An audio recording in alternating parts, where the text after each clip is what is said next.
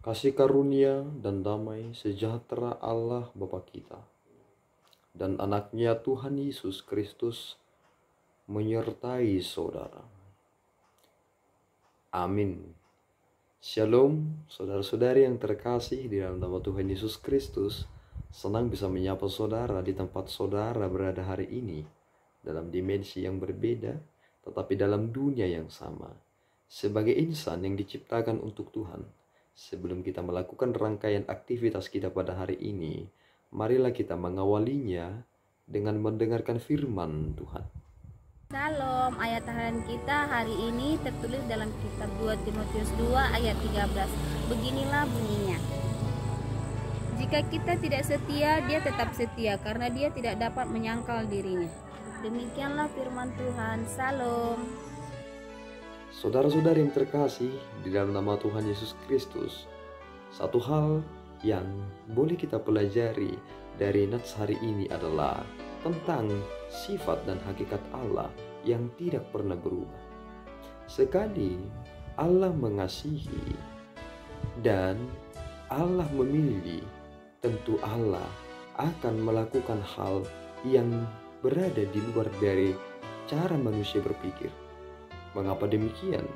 Jika kita memperhatikan bagaimana Allah menunjukkan anugerahnya kepada bangsa Israel, memang berulang-ulang bangsa itu melakukan hal yang tidak menyenangkan bagi hati Tuhan, tetapi Tuhan sering sekali menunjukkan bahwa Ia panjang sabar. Memang ada satu hal yang boleh kita tangkap dari segala sesuatu yang telah Tuhan lakukan kepada bangsanya secara khusus. Rasa benci yang ditunjukkan Allah berbeda dengan rasa benci yang dimiliki oleh manusia. Jika rasa benci yang dimiliki oleh manusia adalah untuk menghancurkan seseorang atau bahkan ingin mengambil nyawanya dengan menghancurkan hidupnya, tetapi rasa benci yang Tuhan tunjukkan malahan menghantarkan seseorang itu supaya berada di dalam posisi yang tidak seperti manusia pikirkan. Itu mengapa Kain itu tetap diberikan Tuhan perlindungan walaupun Kain telah membunuh adiknya Habel. Dari hal ini kita semakin menyadari satu hal, bahwa makna setia yang disampaikan oleh Paulus kepada Timotius terkait tentang Allah. Jika kita tidak setia, Dia tetap setia. Ini melekat pada diri Allah dan tidak akan mampu terganggu gugat. Mengapa demikian? Karena sifat Allah itu adalah setia. Apakah saudara menangkap satu hal, bahwa ketika kita berkata aku adalah setia, maka tentu itu bukan kesetiaan.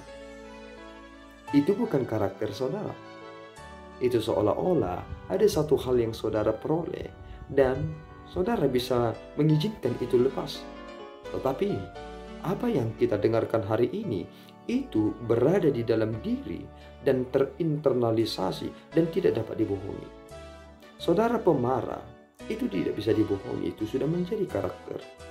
Mau bagaimanapun saudara ingin menutupinya, tetapi pada suatu waktu puncak marah saudara juga akan terlihat.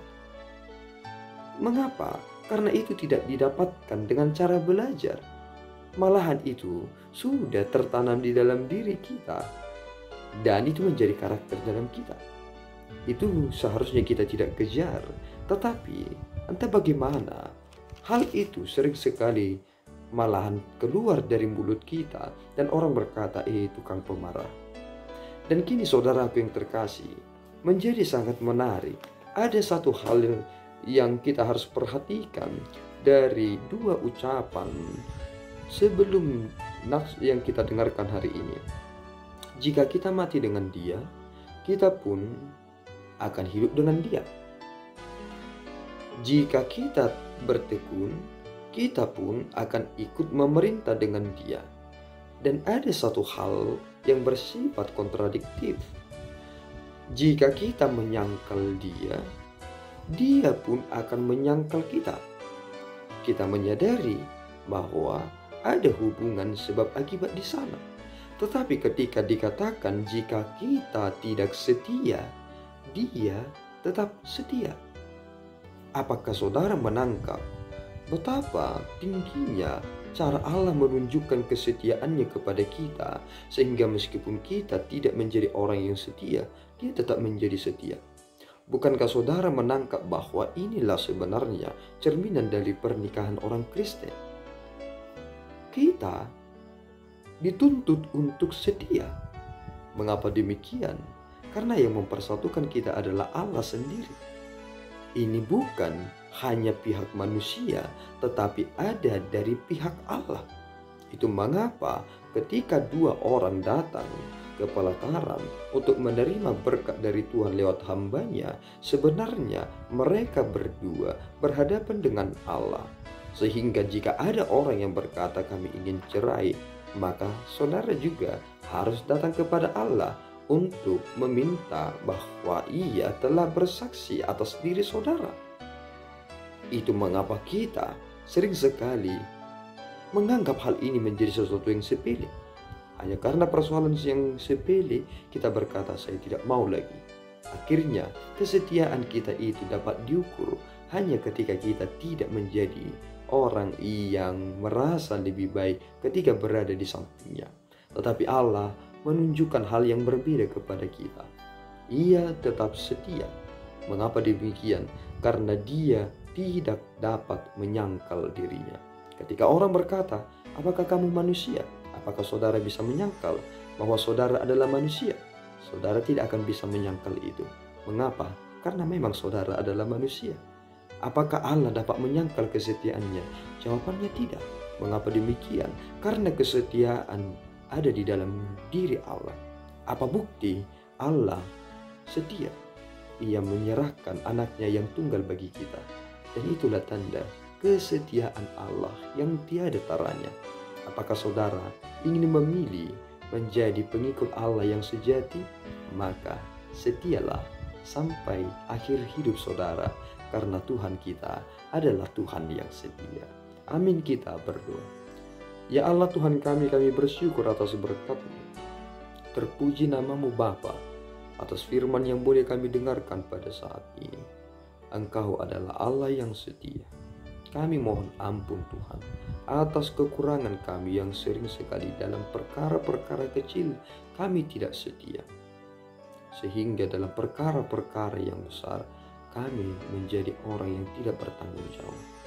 Tolong kami Tuhan, supaya kami sungguh-sungguh dan benar mengasihi-Mu dalam kesetiaan kami, sehingga dunia dapat melihat betapa kami mengasihi-Mu lewat tindakan nyata kami. Walaupun mereka akan mengintervensi kami, tetapi kami tidak akan tergoyahkan. Terima Tuhan pujian kami.